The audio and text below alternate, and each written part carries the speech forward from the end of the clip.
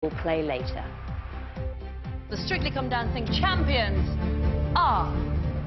Plus, who came away with the Glitterball trophy? We will look back at the final of this year's Strictly. Good morning. Storm Deirdre is now starting to blow away into the North Sea. There'll still be showers around today, but in contrast to yesterday, for most of us it will be a quieter weather day. More details for you later.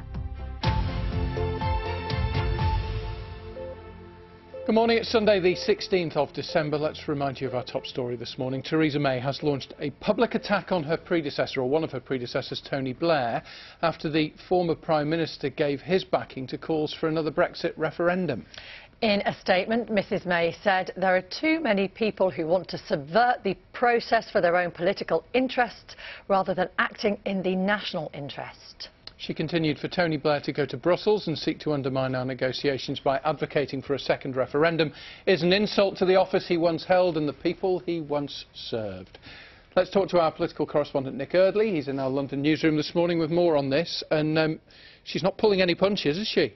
No, she's not. And I think it illustrates some of the dismay in Downing Street that the idea of a second referendum is picking up more and more traction in political circles. 6 months ago, it was something that was seen as fairly unlikely. Now it's something that's talked more and more about in as a way potentially to end some of the impasse we've seen in recent weeks. Tony Blair isn't the only one who supports another referendum. There are many on various parties in Parliament, including some on the Conservative benches. But I think Theresa May is trying to almost lance the boil off the momentum that some think that policy has in these comments in the papers this morning, by saying, look, this undermines our negotiating position. It's a way of subverting the decision made back in 2016. And Theresa May has always made clear that she doesn't want one and won't hold one while she's Prime Minister. You know, it's interesting, a number of people getting in touch this morning. As ever, there's the full range of opinions, but a lot of people saying, actually, it's anti-democratic to do that because we've done the referendum already. But David Lidington, interestingly today, one of Theresa May's key cabinet colleagues, is reported to be talking to Labour. Just tell us more about that. Yeah, so David Lidington is essentially Theresa May's deputy as Prime Minister. He is the man who's in charge of the Cabinet Office, which takes a lot of responsibility for trying to get the UK ready for Brexit, whatever that ends up looking like. He met on Thursday with a group of Labour MPs who have always made it pretty clear that they aren't going to get on board with whatever the government comes back with in terms of a Brexit deal. They want another referendum to revisit the Brexit question. Now, this isn't a suggestion at this stage that Mr Lidington agrees with them, but there are many Conservative MPs who will be less than impressed that he's holding talks with them. Thank you very much indeed, Nick. Nick Eardley there, our political correspondent. Nearly 200 countries have finally agreed an international approach to tackle climate change after 2 weeks of talks in Poland. They've drawn up a rule book on how to put the 2015 Paris Agreement into action, which includes limiting an average rise in world temperatures to well below 2 degrees Celsius. Here's our science editor, David Schuckman. This is what it's all about. Gases released into the air that heat the planet. And after some long, difficult arguments, the world has inched towards a deal for how to reduce them, to try to avoid the risks of dangerous levels of warming in future. The talks at Katowice in Poland saw delegates from nearly 200 countries haggling over rules for how to climate change. A slow process, but eventually a deal was done. The Polish official chairing the talks was incredibly relieved. He was urged to take a bow. But there are questions about what's actually been achieved. The big challenge is that many countries, including Poland, rely on highly polluting fuels like coal. Thousands of jobs depend on them. Some campaigners say a few governments drag their feet, but others are pleased to have got this far. We've seen countries come together, they've responded to the science, they haven't done enough, but they have done what's possible here. They've lent in, they've agreed some rules, and they've set themselves a job to go home and do more and work out what they're going to do, engaging with their citizens, their businesses, their investors to say, how can we take more climate action? The hope is for a transition to cleaner forms of energy like solar power. The deal in Poland may encourage that. The world is responding to the threat of global warming, but not nearly with the speed that scientists say is needed. David Schuckman, BBC News. Staff at Chester Zoo say they've been overwhelmed with messages of goodwill after a devastating fire ripped through an enclosure yesterday. The area was quickly evacuated, but sadly this morning some animals are still missing, as Adam Woods reports. The UK's largest zoo enclosure engulfed in flames. Oh my God. Oh my God.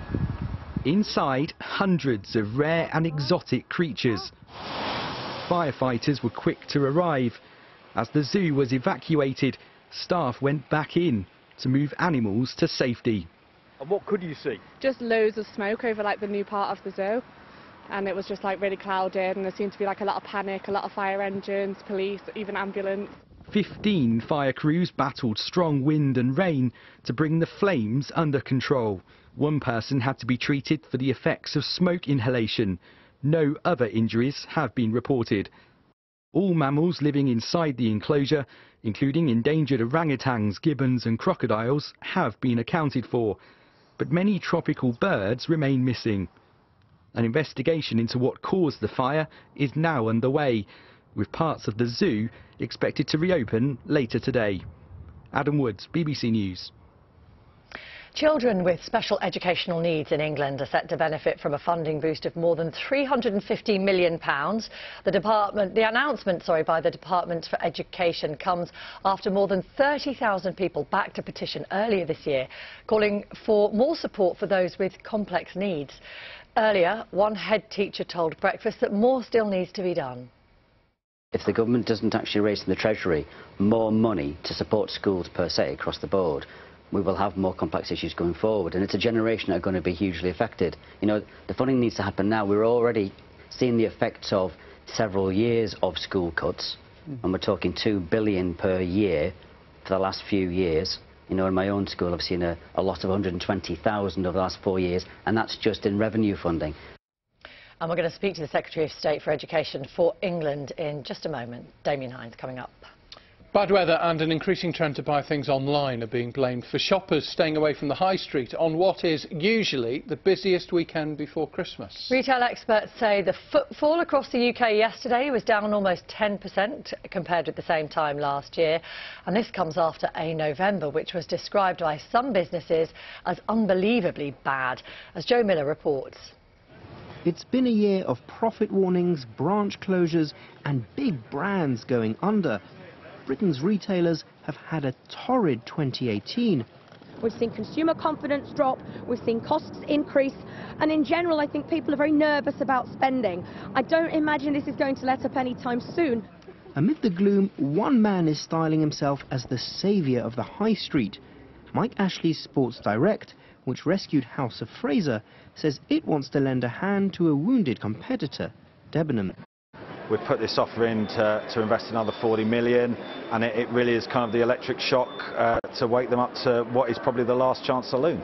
Mike Ashley has suggested that Debenhams has zero chance of survival without his cash, but the chain has rebuffed his proposal, and some suspect the billionaire, who's already Debenhams' largest shareholder, wants to get his hands on its assets if it collapses, a claim Sports Direct denies. For now, Debenhams and other struggling chains might just be able to afford to keep Mike Ashley at bay, but neither they nor Mike Ashley's retail empire can afford a disappointing Christmas. Joe Miller, BBC News. Now, drivers in Scotland are being advised to take extra care after a number of crashes on the M74 in Dumfries and Galloway. It's thought that freezing rain may have covered parts of the motorway. Meanwhile, Storm Deirdre has brought flooding and left thousands of homes and businesses without electricity in parts of Ireland. The Met Office says that the worst of the weather has now passed, but has warned of continuing icy conditions. Helen will be here with a full weather forecast for us in the next quarter of an hour. It is now exactly 11 minutes past 8, and earlier this year, parents of children with special educational needs delivered a petition signed by more than 30,000 people to the Education Secretary, accusing the government of failing to provide sufficient investment in their children.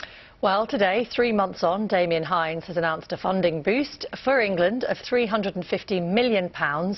But will that go far enough? Let's ask him. The Education Secretary joins us now from his constituency. Good morning. This new money, or extra money, has been welcomed, of course, and yet it really is a drop in the ocean in terms of the overall education budget, isn't it? And already the Local Government Association is saying this is being given out over a couple of years. It doesn't come close to even meeting the shortfall for this year alone. Well, how we look after children with special educational needs is a mark of how we are as a society and, of course, our education system. And I know, your programme has spent a lot of time, quite rightly, looking at this exact issue. What we're announcing today is important. It is revenue funding, £250 million over 2 years, but also it's about other things as well. There's some capital funding to help to improve facilities, for put in new facilities where needed, or perhaps to expand SEN units within mainstream schools. And we're also looking to the future, doing new studies, but also putting in place more training. We're going to be training more educational psychologists and creating new ways of making sure that we're commissioning the right support in the first place, so that children with those additional needs can get the help that they specifically require. Yeah, it works out as around about £3 per child per week. So it's not a huge amount of money here for schools to play with. And is this specifically ring-fenced? Can you confirm that for us? Is there any danger that this will be then consumed by the bigger school budget? Now, this is money that goes into what's called the high needs block at local authorities, and they distribute the money in different ways. So some of it is for capital, and that could be for new places in schools. We're also welcoming bids. We have welcomed bids for new free school special schools, and we'll be looking at those bids very shortly. So it is specifically for provision for children with special educational needs and disabilities, and those additional costs. And there have been strains, very significant strains on some local authority budgets, and this will go some way to dealing with that. But as I say, it's not only about the cash, it's also about changing the way we do some things to make sure that we, in a good way, ensure that the right provision is there for the individual child. And can you confirm, where has this money come from specifically? Again, has this come out of the total education budget, or is this extra money that you found from elsewhere? No, well, each year we allocate money to schools. Inevitably, you have to do it based on projections of the number of children and children's characteristics, and you make estimates of how much money there is, and then we adjust those estimates during the course of the year. And so this money is a result of some of those projections having come down in terms of the number of pupils or particular characteristics. So we're able to identify this money to go specifically to supporting children with special educational needs, and that was right at the top of my list of priorities. Yeah, it sounds like you're kind of moving money around rather than actually investing new money into SEN in particular. No, that's not what's happened. As I say, you make projections at the start of the year, and then if it is possible to identify some underspend because the projections are, and by the way, every year the projections are different from what you project at the start of the year, but it has been possible this year to find some money to put specifically towards special needs, and that's for the revenue funding. But there's also the capital funding to improve facilities and provision, and also more spaces in free school special schools. So there is, for the children for whom that is right, and of course for many it's right to be in mainstream, but for those where it's right to be in a special school, also more provision and more choice there. You talk about the treatment of children with special educational needs as being a kind of almost like a moral barometer of how we treat society, and yet in the last 5 years under Tory government, almost 1,000 children with the highest level of special needs are without a school, and that number has doubled. They are now being homeschooled. You shake your head, but those are the numbers. These are the numbers that we've got here. So is this not a damning indictment on the way that you've treated these children over the years? No, so I think the figures you're referring to are some figures that are called awaiting provision. That actually covers quite a range of different circumstances, and it does not mean that children are specifically not in school. To say you're awaiting provision could include being in one school and waiting to be moved to another, or in some cases you know, at the end of compulsory schooling and awaiting the next move. And you know, the reforms that we brought in 2014, the Children and Families Act, that brought in education, health and care plans, were a really important step forward. But we have to keep improving because, as you rightly say, it is a barometer. It's a barometer of how we are as a society, how we treat, how we help and support and develop those who need that extra help. And that job will never be done. We will never have done enough, but we have to keep striving to do better. And this package that we're announcing today is one step in that. Well, people will be glad that the government is focused on something other than Brexit, which is our constant preoccupation, it seems, anyway, which I must ask you a couple of questions on. Given that it looks like Theresa May's deal, yes, here it comes, is likely to fail, I don't know of anyone who says that it's going to succeed. You might tell me something different. But what is your preferred plan B if she can't get this through Parliament? Well, I think, Rachel, there's too many preferred plans going around. There's about 5 or 6 different preferred plans going around, and all of them have 2 things in common. The first is that many people are strongly in favour of them, but the second thing is that a majority of people are against them, and that's why it's important to think beyond everybody's preferred plan, beyond everybody's sort of ideal option, and say what's something that we can all gather around, what's something we can all deal with. And something like the Prime Minister's deal that's been put forward actually is a very good balanced approach, which actually I think people can get behind. But, you know, we need to think, everyone needs to come to terms with that notion that, you know, your first option, your absolute preferred choice is just not supported by a majority of people. You can keep banging that drum that there's still life in this deal, but very few other people believe that, and there has to be a plan about what happens next. It would be incompetence on the part of the government if there wasn't a plan. Now, we hear reports in the papers this morning that various senior members of the Conservative Party are meeting with people from Labour, talking about a second referendum, another vote of some sort. Do you approve of that? Is it time perhaps for politicians from a cross-party spectrum to coalesce around a different kind of plan when this one fails? No, I don't approve of the idea of having a second referendum. And the idea that a second referendum would break the deadlock is just wrong. A second referendum might postpone the deadlock, but then it would extend the deadlock, and we could have the whole thing all over again. So no, we need to work our way through this now. And you said it's important to have a plan for what happens next, and there is, and that's precisely why the Prime Minister has been in Brussels and has been talking to the various leaders across Europe, and will continue to do that, because there are concerns, particularly around this thing called the backstop, and it's important to address those concerns. But ultimately, you know, the essence of the deal that the Prime Minister has put forward and has negotiated with the other side is a really good deal. It's the best of both worlds. It delivers on the referendum, it honours that result, it ends free movement, gets us out of the agriculture policy, the fisheries policy, means we can strike our own trade deals, but also means a strong and close economic relationship with the European Union. And to be honest, if before the referendum you had offered that deal to both, you know, people who were going to vote leave and those who were going to vote remain, many of them would have bitten your hand off. She's got nothing back from Brussels. But one person who is speaking in Brussels is Tony Blair, and he's been talking about, look, if all other options fail, another vote should be something that's on the table and at least to be considered. You may raise your eyebrows, but plenty of other former Prime Ministers have intervened in the Brexit debate as well. John Major has been very vocal about it, about how much he thinks that, you know, the UK has effectively shot itself in the foot. Should we not be listening to these politicians who have some experience of negotiating and being on the world stage? What we need to do is come together. We need to come together around the plan for Britain, and then we need to all be making the case for that plan and making sure that we can get it through. As I said earlier, you know, there are all sorts of different preferred options that people have. And there's sometimes a bit of wishful thinking that if only, you know, the current, you know, the deal that's on the table, if that doesn't get through Parliament, then what follows is bound to be something that is closer to what I like. And there is really no reason to believe that's true. The deal, the essence of it that the PM has negotiated is a very good balanced deal. As I say, it is in many ways the best of both worlds. It can appeal to people who voted Remain and people who voted Leave.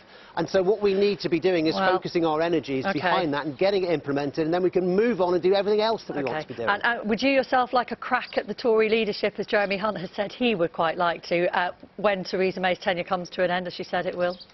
No?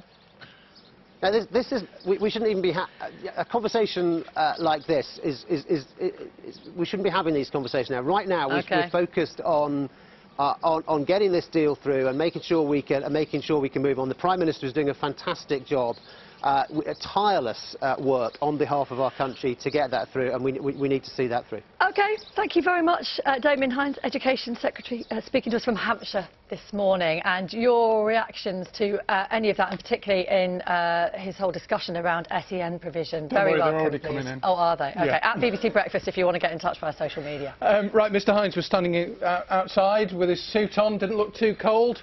A little bit milder this morning, at least in Hampshire, Helen. I saw a little bit of condensation coming out there as well. It was a little bit chilly, I was just going to show you a couple of pictures from yesterday, actually. First of all, this was down in Dorset, a result of the strong winds around Deirdre. And also, we had freezing rain. That was a big problem yesterday. So just to look back at one of the better pictures that we had coming in, you can see how that was deposited. So you can imagine that on the roads, particularly problematical. Now, Deirdre is blowing out of the way now. And yes, it is chilly this morning, but we've got this drier air, this window of fine weather before we get more showers in later in the day, a more organised area of rain, if you like. So not as bad today, the better day of the weekend for getting out and about. We've got that storm Deirdre still in the north, so it's still blowing a gale, even a severe gale around the Northern Isles, and it is chilly. These are towns and cities this morning. But for most of us, it's a sparkling start. We're seeing a little bit of very low-lying mist and fog out in the river valleys where the winds have fallen light. A vast contrast, really, to yesterday. The severe gales are still with us, say, for Shetland, but they're going to blow this rain and hill snow still out of the way. And then we've got the showers coming in behind. But before that, a lot of dry weather. And actually, I think central and east areas won't see that many showers, not completely dry. And eastern Scotland, once that rain and snow clears away, much better. But some heavy showers will come into the west. There could be some rumbles of thunder. It's mild air over this cold ground that we've had, so we could see those big showers around. But 7 to 10 degrees Celsius, I wouldn't be surprised to see something a little higher in the southwest as we had yesterday. But obviously a big improvement temperature-wise further east.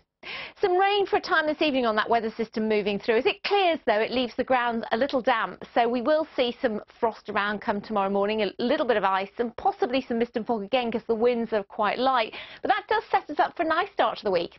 Yes, we've had this cold weather with us this weekend, but we've got the milder air rolling in for the week ahead. At times, there'll be windows of dry weather, as we'll see tomorrow, so it'll feel a bit on the nippy side because we've had the overnight frosts, but a decent day before this next weather system comes in on Tuesday. So we have Monday, a little bit of mist and fog to clear away, then just some fair weather cloud coming up before we've got more heavy rain coming back into Northern Ireland towards the end of play. Temperatures, despite the chilly start, getting up above average for most of us tomorrow, but then that wet and that windy weather then comes in, Roger and Rachel, as we go into Tuesday. So we'll see a flip-flop, if you like, with the weather next week, but it does look like a mild run up to Christmas, but who knows what will happen the actual week of Christmas. We'll keep you posted.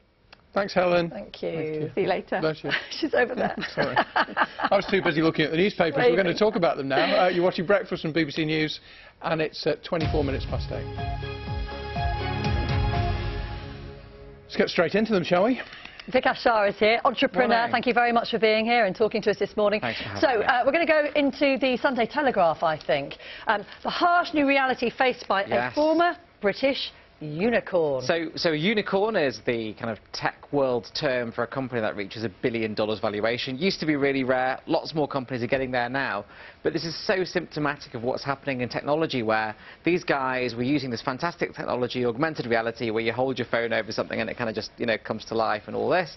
But so many companies are just a technology looking for a problem rather than a really genuine business case underneath. So investors pile money in, the companies expand in value and then collapse on the other side. And it's just, again, this rolling challenge we see in technology businesses. I suppose it's difficult, isn't it? If you spot your problem, you come up with whatever it is. how does your business then sustain itself and find the next thing? And the challenge is some of this stuff is so new and so untested. It's very difficult for anyone to understand if there's a real business behind it. I always think it's really interesting, the world of tech as well, because actually consumers tend to find their own way with these things. When mobile phones were first introduced, text messaging was not supposed to be a kind of central part of the way they were used. Exactly. But it really took off in a way that the companies never anticipated. Much like VR finally is finding its feet, and consumers are starting to figure out what type of VR they really, really want 10 years after those first VR businesses came out.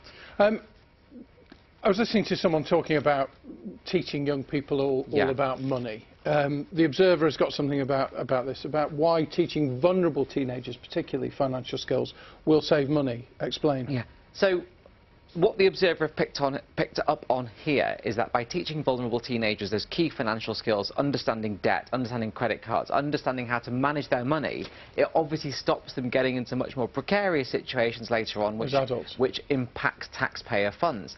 The truth is, though, and again, from working with lots and lots of charities, working with homelessness and marginalisation, this is something which the education system is missing, period. Whether it's vulnerable teenagers or non-vulnerable teenagers, we need to be teaching those really key financial skills in schools around how to manage your money, because that really makes a massive impact on people later on in life. It's a really important life skill, isn't it? Absolutely. And people do get into debt around Christmas time. We've got a couple of Christmas stories. I want to get through both of these if we can. First of all, crazy presents for your pets. Now, as a new cat dad, I fully appreciate just how much money we lavish on our pets, ranging from a hamster cannon to dog outfits. And unfortunately, you know, pets tend to prefer the boxes rather than the presents, but this is an absolutely booming market. What, is that rosé for your pet? That's ridiculous. Yes. You can also get Prosecco for cats, as it happens. No. But people are now spending billions and billions of pounds each and every year on presents for their pets, and some of the fastest growing companies in e-commerce and in retail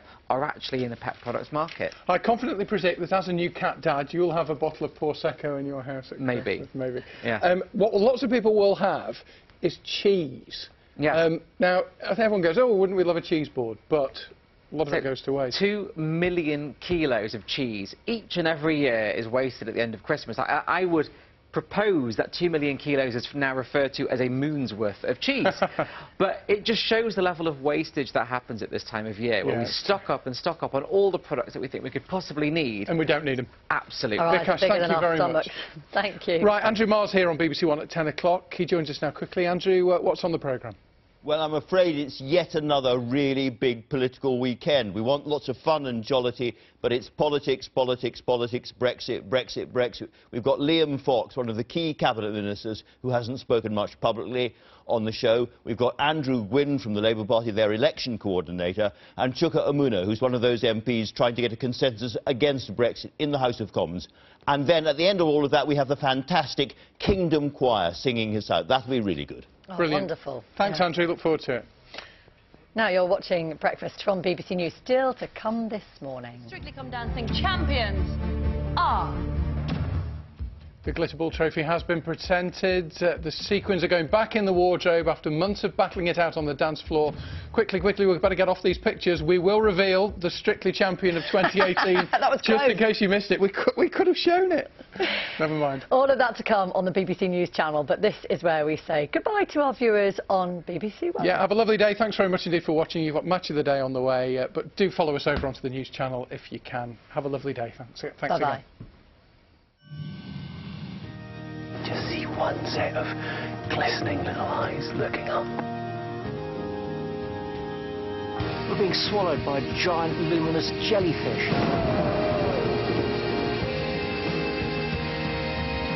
They're just tears of pure joy because it is so beautiful.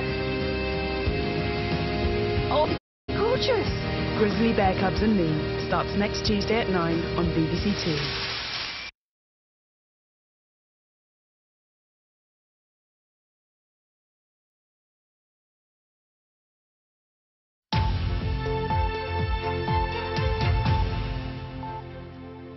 Morning, this is Breakfast with Roger Johnson and Rachel Burden.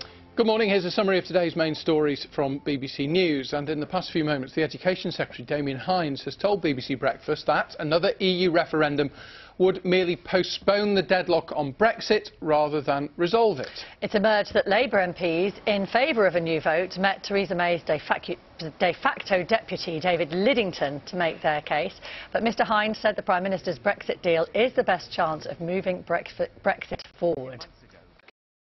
Second referendum would break the deadlock is just wrong. A second referendum might postpone the deadlock, but then it would extend the deadlock and we could have the whole thing all over again. So no, we need to work our way through this now. And you said it's important to have a plan for what happens next, and there is, and that's precisely why the Prime Minister has been in Brussels and has been talking to the various leaders across Europe, and will continue to do that, because there are concerns, particularly around this thing called the backstop, and it's important to address those concerns. But ultimately, you know, the essence of the deal that the Prime Minister has put forward and has negotiated with the other side is a really good deal.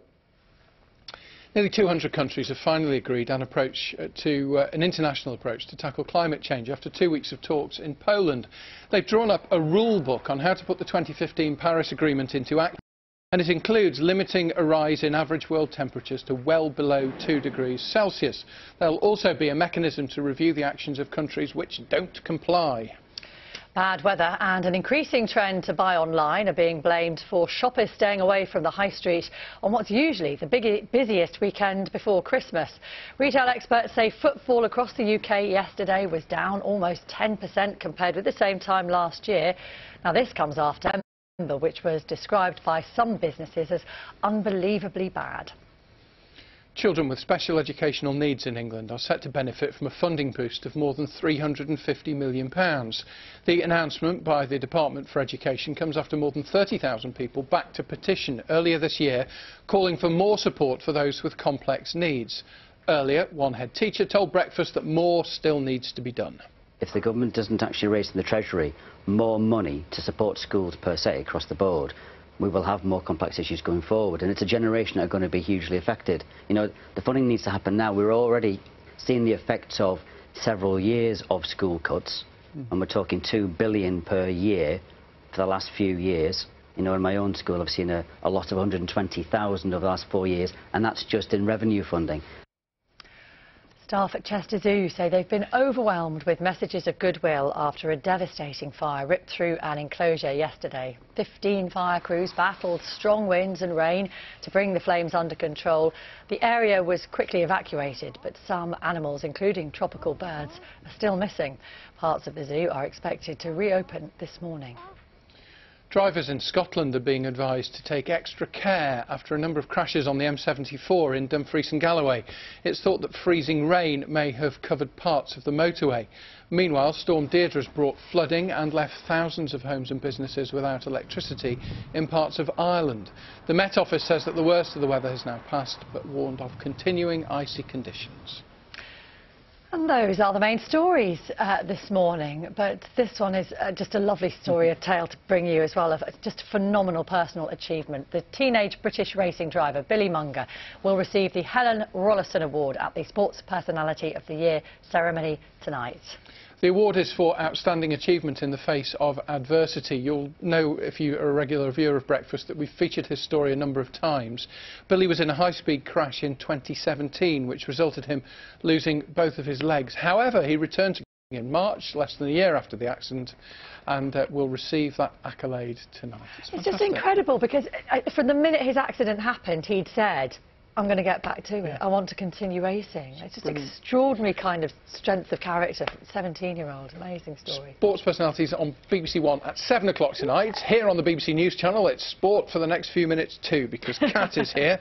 And we're looking ahead now. We've been talking about Manchester City going to the top of the Premier League, but now Jurgen might get one over on Jose and go back to the top of the league himself. That taste.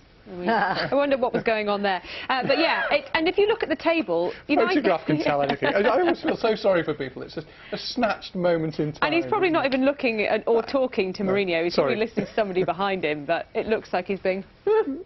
See? We're 16 points ahead of you, because if you look at the table, United are in 6th, which isn't too bad, No. but it's that gulf of points between Liverpool and Manchester United, 16 points. So Liverpool looking to go back to the top. City went to the top yesterday after they beat Everton, so it's Liverpool, pressure on Liverpool today. And let's hear from both managers then ahead of one of the biggest matches in English football, Manchester United against Liverpool at Anfield. We'll start with Jurgen Klopp, who this morning says his side have to be angry today. We never thought before a game, only because we have a few good results in the past at home or whatever, that it will be easy in the next game. That's not the mood you can win football games in. We have to be angry on Sunday, and we will be. We fight for our points. It's not that there's anything, we don't sort problems for others or whatever. We have our own problems, we have our own targets, and we go for them. That's all. We know that we are going to play against the leader. We are going to play against a team in a high, and even with the problems we have, and we have doubts about everything because we don't know which players are available, but we are going to arrive. We are going to have a team capable of going there and fight for the victory. At least one of the managers sounds excited about that big match. Kilmarnock aren't giving up their surprise challenge for the Scottish Premiership title. They're back on top of the table this morning after a 3-1 win over Dundee. Steve Clarke's side go a point clear of Celtic, but the Scottish champions have 3 games in hand, starting away at Hibernian this lunchtime. Elsewhere yesterday there were wins for Motherwell and Aberdeen. Norwich City have been knocked off the top of the Championship despite coming from behind to draw 2-2 at Bristol City. Leeds' 1-0 win over Bolton means they move up to the top instead. Promotion chasers Middlesbrough slipped to a 2-1 defeat at QPR, while Aston Villa drew 2-2 against Stoke. Glasgow Warriors and Saracens are both still on course for a place in the knockouts of Rugby Union's Champions Cup. They both won their pool matches in horrible conditions yesterday, but Saracens' win over Cardiff means they are already out, as Patrick Geary reports. Cardiff's Champions Cup chances have been fast disappearing. Their only path back through the fog was guarded by Saracens' Red Giants. A formidable bunch, top of the Premiership, top of their group. The likes of Sean Maitland, a streak of scarlet through Cardiff's defence. Faced with a rocky road, the Blues got inventive. First the chip, then eventually the fish. Dan Fish's try, once converted, gave the Welsh side the half-time lead. But then they were winning at the break against Sarries last week and lost by 26 points. With the likes of Owen Farrell around, you're never really safe. He kicked 16 points in all as Saracens muscled their way through the Blues. Jamie George adjudged to be over, Cardiff most definitely out. Saracens are now 22 matches unbeaten.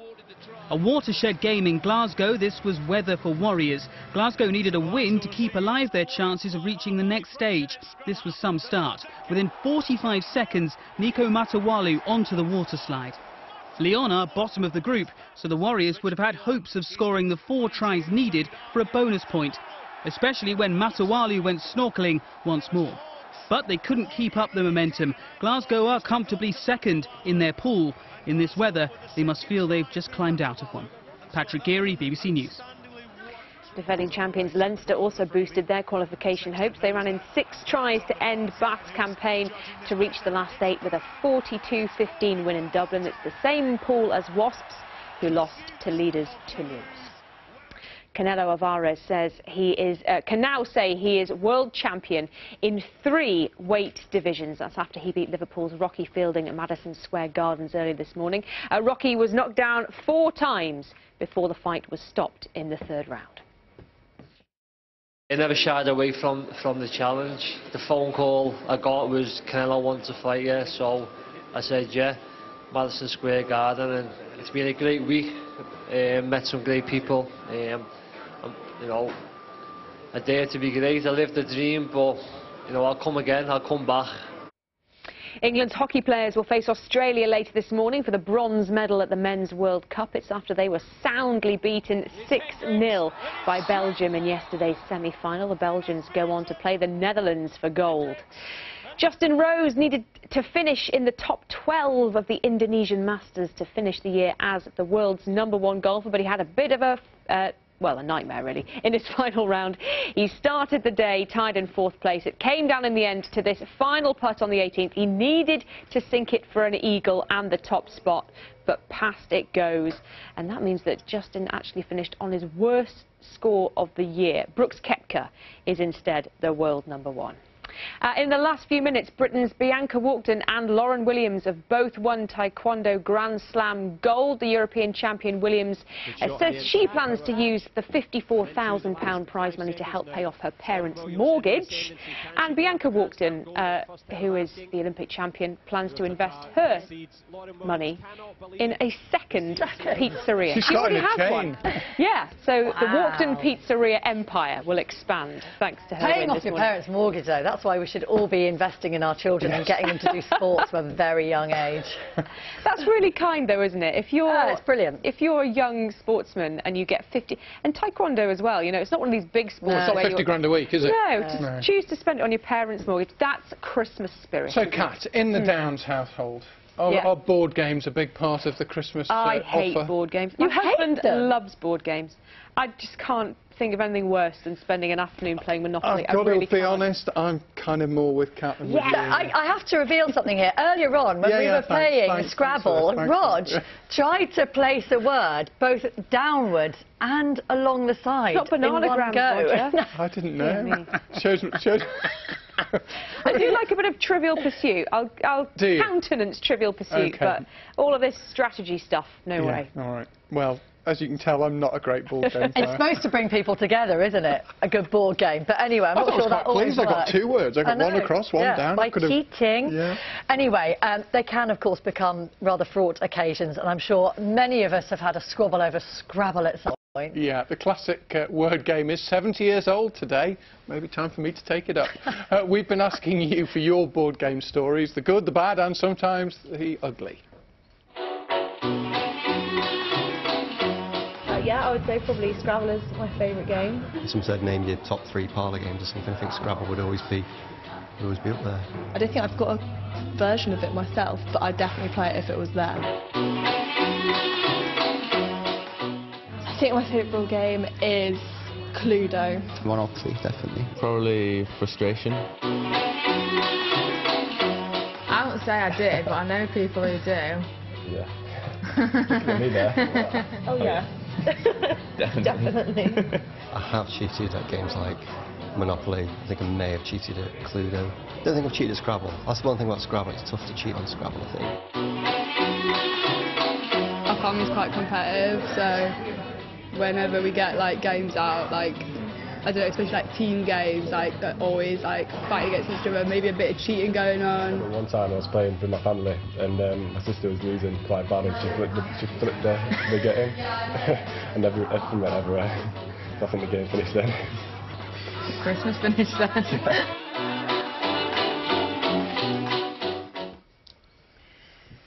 So we're going to talk to a man who, if I need a lesson in how to, with all due respect to my colleague, if I need a lesson in how to play Scrabble, this is the man to talk to.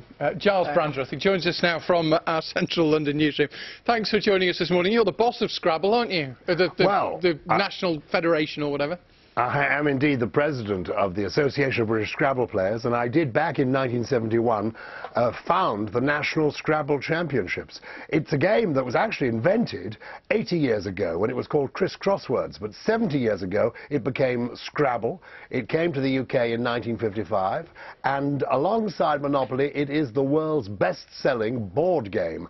And unlike Monopoly, which I regard as a home breaker, a home wrecker, because in our household it never ends in anything but tears, brings out the worst in one's children and grandchildren, houses and hotels being thrown all over the shop.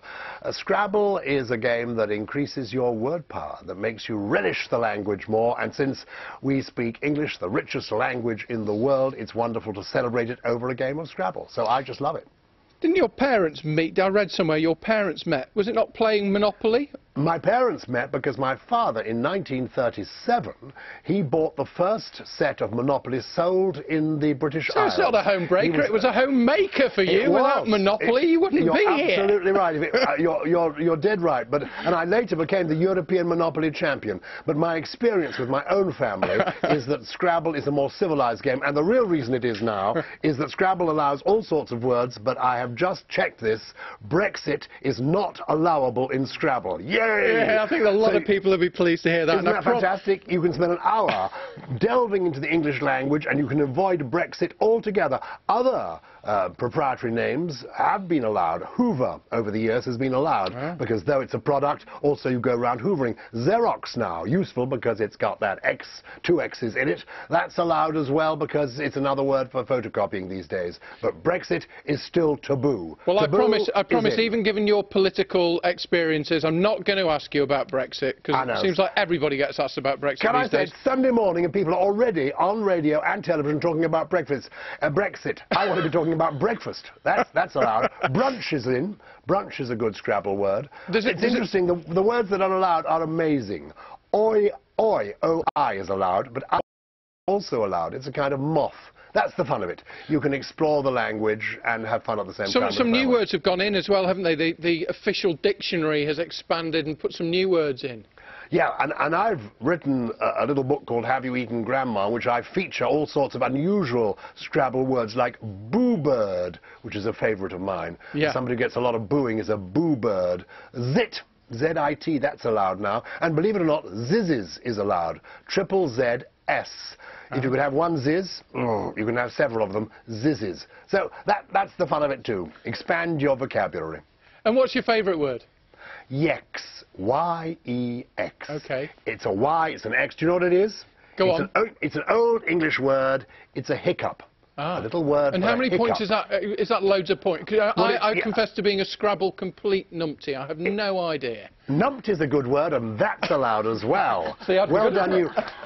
Dweebish is in. So, yeah, you'd be scoring very well. Just use your normal vocabulary. It depends where you place them. You get double word scores, triple letter scores. So where you put that X and that Y, that makes all the difference.